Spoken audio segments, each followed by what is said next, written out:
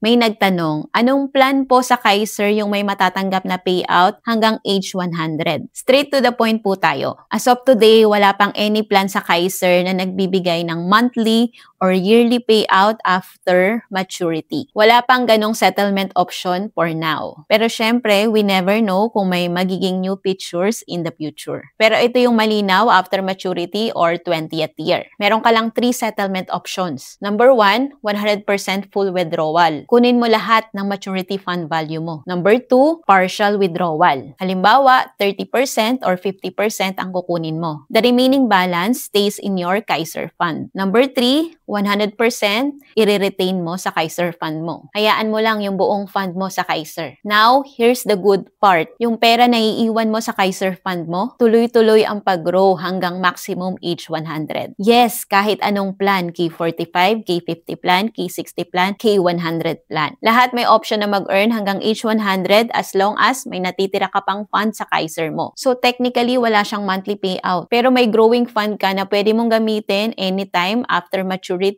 kapag nagkasakit ka or na-ospital. Kaya tandaan mo, Kaiser is primarily long-term healthcare at nagiging investment kung hindi mo nagagamit ang healthcare benefit limit mo. Hindi siya retirement pension program. Pero pwede mo siyang gamitin as retirement fund na pwede mong i-withdraw on the 20th year. If you want to know more, comment #Kaiser below para ma-send ko yung video explanation sa inbox mo. Retire early, libre, kayang-kaya basta may tamang gabay.